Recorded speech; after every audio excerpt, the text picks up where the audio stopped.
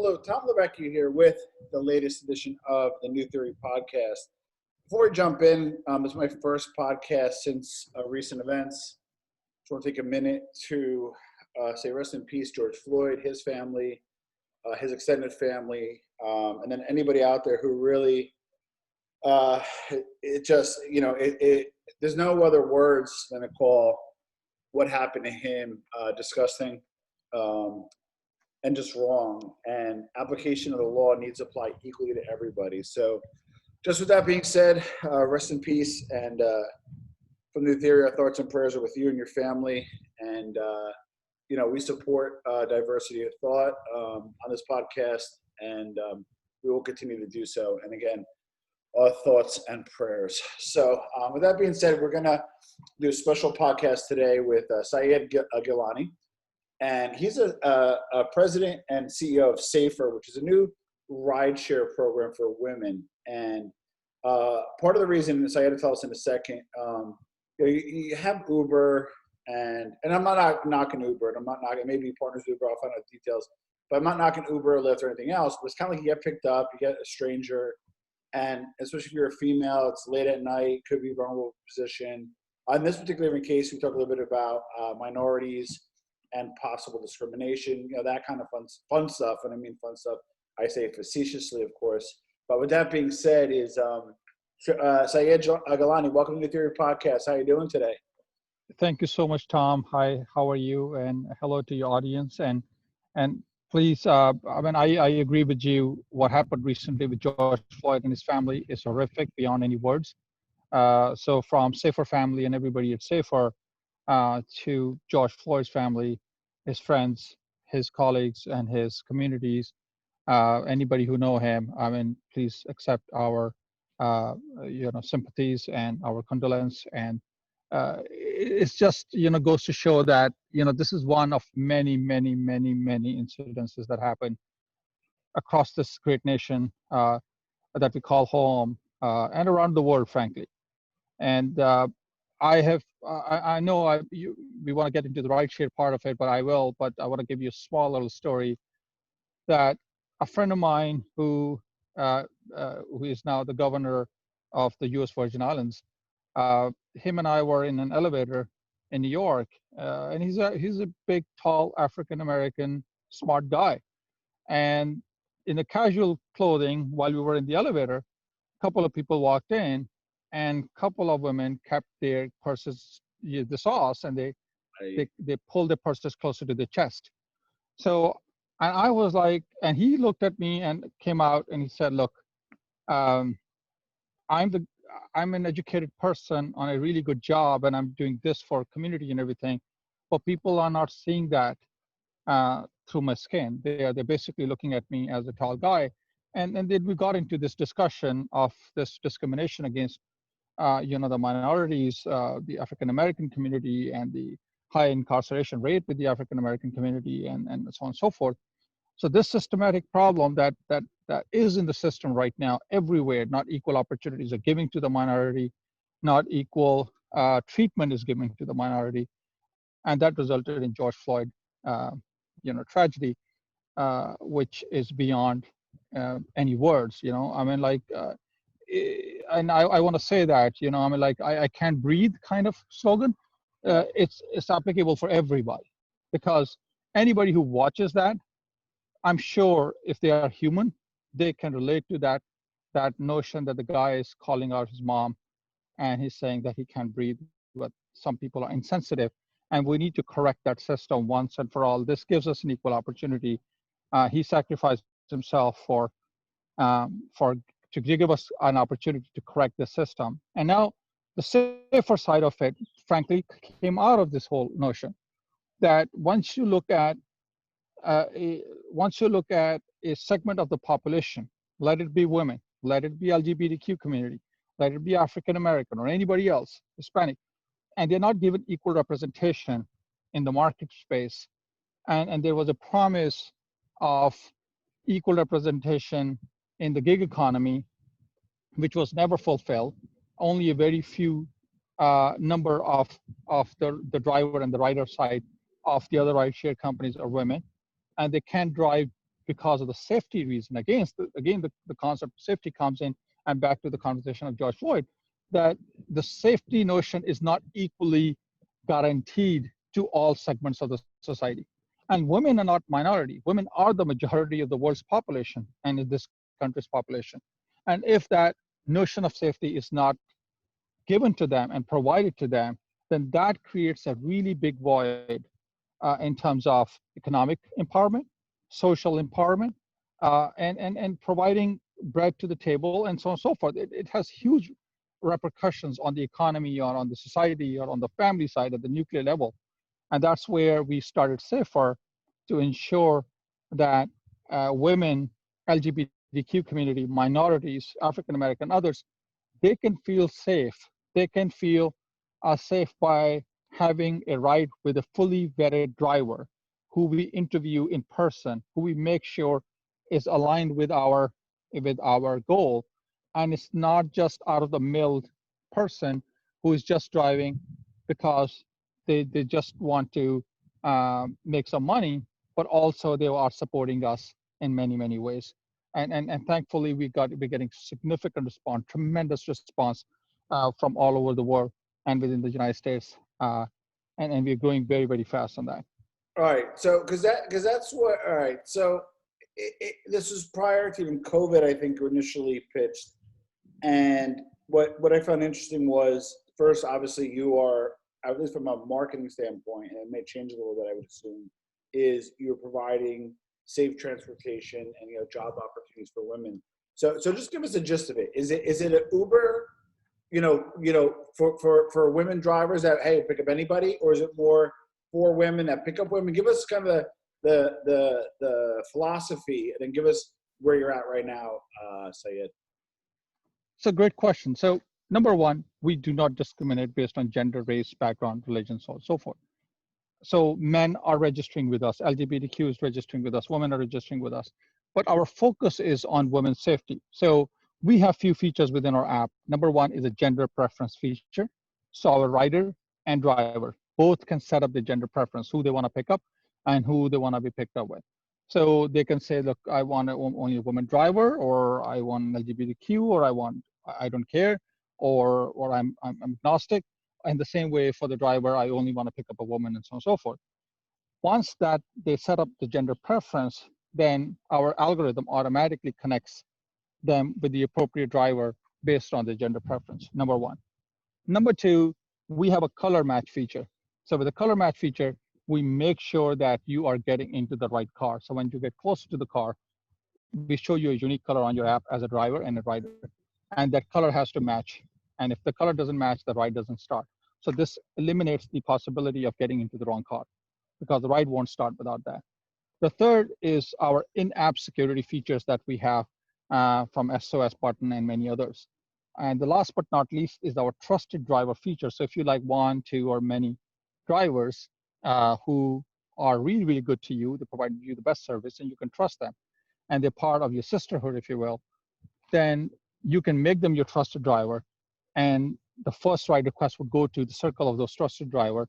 And if they're available, they can do the task for you, and they can pick you up, and they can provide you the transportation. Okay, so I like that, but I like it a lot. But my question though is, so Uber and Lyft, these are capital intensive, even though the drivers don't work for them. So what areas are you in? Where are you strong? Like if I'm in New Jersey, are you available? Because I love everything about it, but I think Uber took in like $200 million to fund their endeavors and their rounds or whatever along the way. So give us, where are you strong regionally, and then where are you growing, and where you want to be? Because like I love what you're doing, but I can't imagine that's just like a yeoman's task.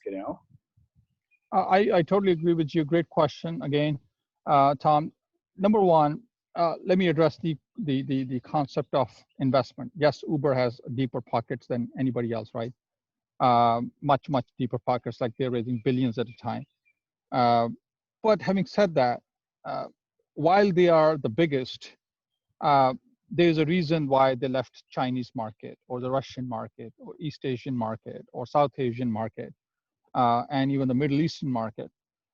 There's a reason behind that, because even if you are big, it doesn't mean that the target population is going to buy into your value proposition that you're bringing to them. True. So we believe that we have a niche market. We are not competing against Uber and Lyft of the world. They have their own market. Good for them. So we are competing for the choice. So we are providing a choice to women, children, elderly, LGBTQ, minorities, African American, anybody who cares about safety, who cares about um, having a nice ride experience instead of having the cheapest ride and more rides. And yes, they can uh, gather many more drivers than us, but they lose almost all of those drivers by the end of the year, right? The churn rate is very, very high. There are studies out there that I've been reading that 76% of the women end up in leaving the platform in 6 months. So, and while their total populations, driver population, only 14% of them are women, or 20% of them are women, something like that. So that it gives us a niche of that population that doesn't care. Majority of our riders and drivers are the ones who never took a ride with Uber and Lyft, and those who don't want to drive for them, majority of them. So we are right now in Central Florida, moving towards South Florida, to answer your second part of your question, Okay. and going into the Texas area, Dallas, Fort Worth area, and other areas. We have significant demand for licenses from across the country. Well, Women are reaching I was out. going to say that really quick. Say it. I was going to say that Yeah. because I figured, you do the right strategy, inch wide, mile deep, right? Work Yep. Florida, work Texas, but I can't imagine that people are knocking on your door. Exactly. So we have more than 500 requests right now from across the country, those who want to come. And we have more than 2,000 women from across the country who want to join our captain's program. And there's a specific program we created for grassroots level, spread into zip codes where women from different zip codes can say, okay, how can I become a part of Safer? How can I bring Safer to my zip code?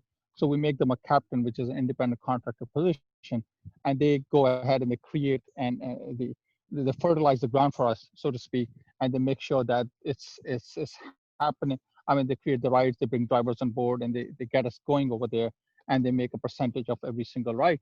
So it gives them a revenue source while working from home, which many of us are working from home right now, but also it gives us Safer that expansion side. So we have like significant requests from almost, I would say, 45 states or 40 states across the country, and around 30 other countries around the world. Well, okay, so why Florida?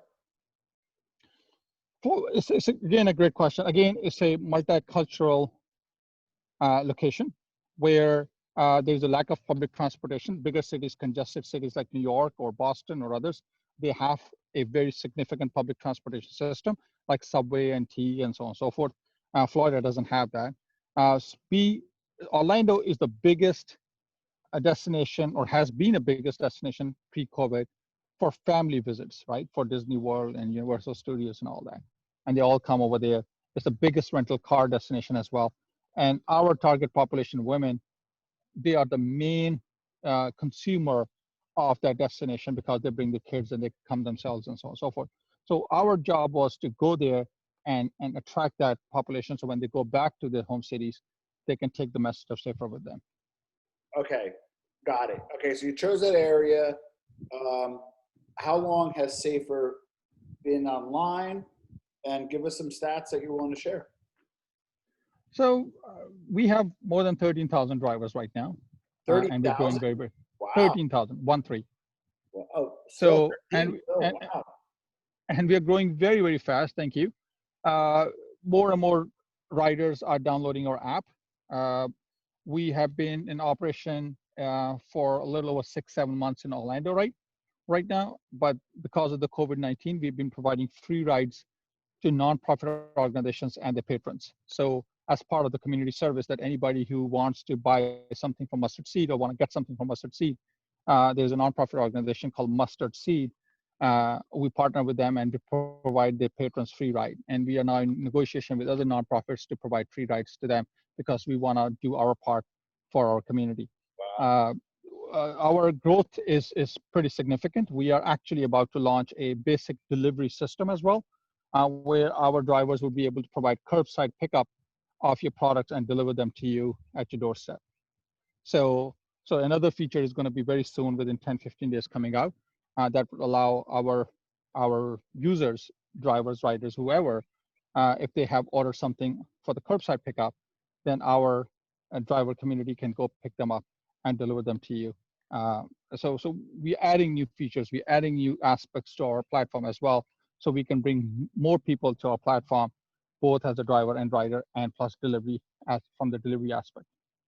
Now, is this, was this self-funded? Did you have outside investors? Did you have a round of, how did you get this off the ground, and how do you plan to scale? So starting off, of course, like any other startup, it's been difficult. We were fortunate enough that we got some significant women's support from investment side of it, from board of advisors side of it, and we got friends and family rounds. We raised a little bit of money from friends and family rounds. We invested ourselves as well, and now we are in the process of finalizing a bigger round, much bigger round. And with that, we plan on opening at least 5, 6 more cities immediately, and then adding a little more to our round and adding further more cities. So we plan on going nationwide very, very fast. And investors are basically, many of them, especially after this COVID-19, especially after this George Floyd incident, many investors are actually reaching out to us and saying that how they can help us grow to different communities around. Interesting. All right. I love it, but then, and it's still early. However, how do you plan to hit the coast? Is it, again, is it you're gonna do secondary markets to get really strong and then go to the bigger cities, or are the bigger cities part of the 5 or 6? I'm fascinated also by the scaling strategy. So where do the 7 principal cities fit in? But let's start off more like New York and LA. Where? Yeah, the bigger cities, the bigger cities. So we eventually want to get to the bigger cities, but not right now. Right now, our focus is on secondary cities and going into the secondary cities for around 1 or 2 before we get into the bigger cities, which require a lot more investment. But I would mention one thing to you, that we have been able, and we've been lucky to have drivers and riders on our platform at a fraction of the customer acquisition cost of our competition or other players in the market, because of our value proposition. More and more women are joining us, families are joining us because of the value proposition, not because we're advertising very heavily out there in the market. So that goes, and then the platform stickiness is very strong with us, where most of the people who join us don't end up in leaving our platform versus the other rideshare companies. Well, so I remember with this goes back when Uber first hit New Jersey. There was like a popular nightclub down the shore, and I don't know if they partnered with them officially or they just had somebody stand outside. They literally were handing out, hey, your first ride free, a lot of digital marketing. So although you have a lower acquisition cost, you still have to get the message out. Are you doing more of a digital message? I see you doing some PR. Or you have boots on the ground giving them out little cards for the first ride free. What channels are you using to have this lower acquisition cost? All of the above. I would say all of the above. So we are mainly relying on digital marketing, of course, because we want to measure our customer acquisition cost and the lifetime value of our customers. So we are really, really focused on that part. In addition, we have boots on the ground in Central Florida, those who are pushing our promo code and other promotions out to people. So yeah, all of the above. We are, and then some more. Those are the strategies that we're taking on board to make sure that we can actually gain more market share. And again, we are a niche market player. We're not like Uber and Lyft with blanket services where they go from A to Z. We are looking at a small segment of the market, but we are looking at more iteration from that market than other platforms, because I believe with other platforms, a rider on average takes 2 rides per quarter, or somewhere there. I'm not sure, but with us, it's much more frequent than other rideshare companies. Now, your growth strategy, do you think you're going to take from current ride sharers that are maybe dissatisfied or see your value proposition, or you think you get people who never really did this before because they were scared, maybe naive to it, and then starting to do it? So who are your current riders? Our current rider mostly are the ones over both. A majority of them are ones who never drove for other rideshare, or never took a ride with other rideshare. And then comes the one who are not happy with the other rideshare. So, so combination of both are coming to us. And it's a choice, frankly, Tom, because if somebody's comfortable taking a ride with other rideshare companies, there's an option out there, right, in the market. And Sure. that's fine. Go with them, easier, cheaper option, quick option. You will have more drivers over there, and you will get a driver probably in 5 seconds. But if you care about safety, if you care about better service, if you care about a better option, if you care about supporting a fellow woman who is working hard to put bread on the table, especially in this current economic circumstances, where majority of the people who got unemployed are women. So, and I want to stress this out, because women make less than men, right? We all know that they make what 38% less than men. But World Bank study says that women spend 34% more than men on the transportation. And now, because of the COVID-19, majority of the people who are losing their jobs are women. The domestic violence rate has gone up because of this lockdown situation that people have been stuck at home and all that. So in every single way, you have the majority of the world population, 56% to 58%. We can disagree on that, but majority of the world population has been marginalized in every single way, economically, socially, and every single way, in commuting side as well. So when we see that kind of injustice going on, then we want to provide a choice that allows them to move the needle a little bit towards their side. And the same thing goes with the African American community and the Hispanic community as well, that, it's a choice that we want to present. So I'm a Pakistani American. I love this country. I've been living here for 20 years. Absolutely love this country, and I find this my home. And that's why, it really hurts me when I see these things. I can understand these things happening in the developing countries where they still have 100 years or 200 years to grow to the level where US is. But it really, really hurts to see in a very civilized society, so we say to ourselves, to see these injustices happening and with the largest world's population, with the African American, with Hispanic, with other communities in this country.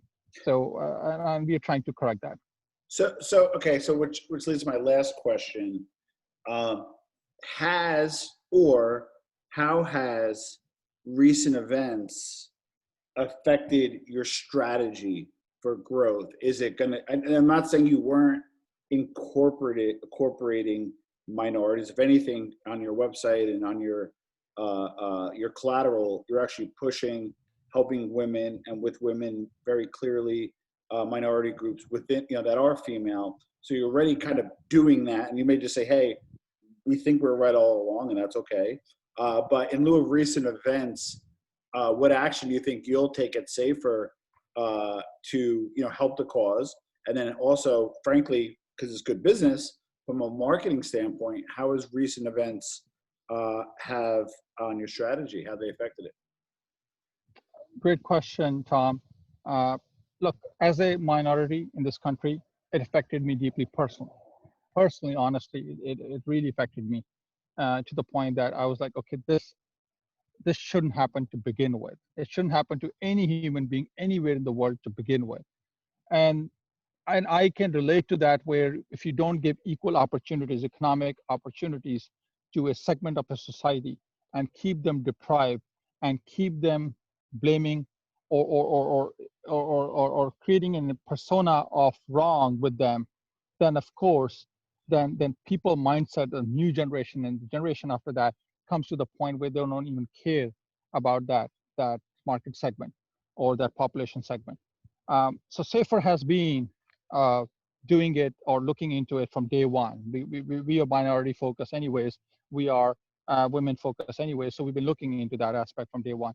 However, there's yet to do a lot. There's yet a lot of work to do. A lot of work to do in this space, and I think we haven't even scratched 0.1% of that surface, because I feel like it would take generations for us to correct what has been done wrong over 10,000 years or 20,000 years or 50,000 years of human history on Earth. When we talk about women oppression, when we talk about not equal rights for women, when we talk about African American oppression, the slavery part, when we talk about Hispanic oppression, when we talk about even during COVID-19 taking Chinese population and victimizing that because um, somehow coronavirus originated out of China. So just victimizing one part of the population and going after that. Uh, there's a lot of work to be done. The society overall has to get a lot mature than what it is right now, and have a civil debate about it, and create a framework to correct it legislatively, and both in the societal norm basis.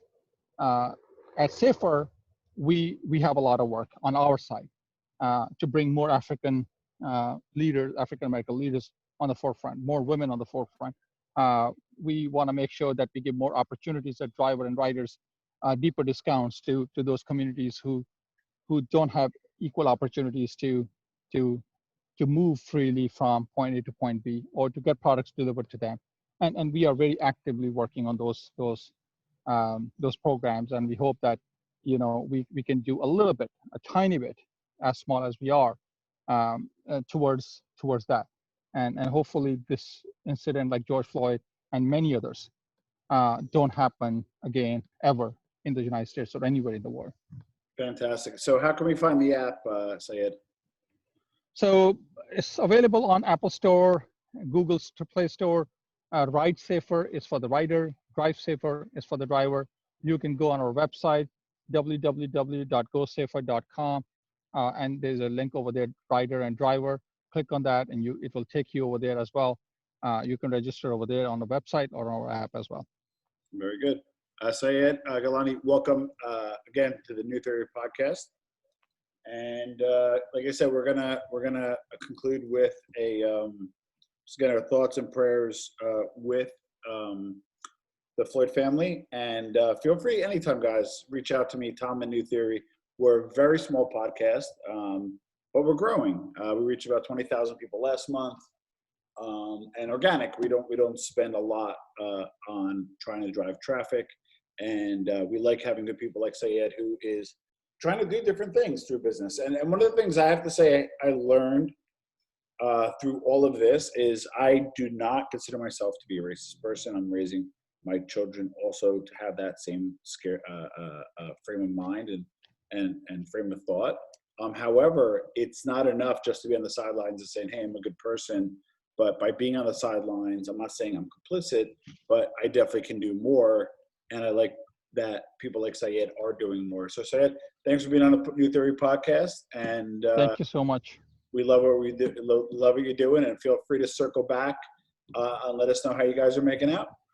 We thank you very much for having me on your podcast, and I hope your audience remains safe, remain calm, and remain vigilant, and stay away from any situation where it helps spread coronavirus.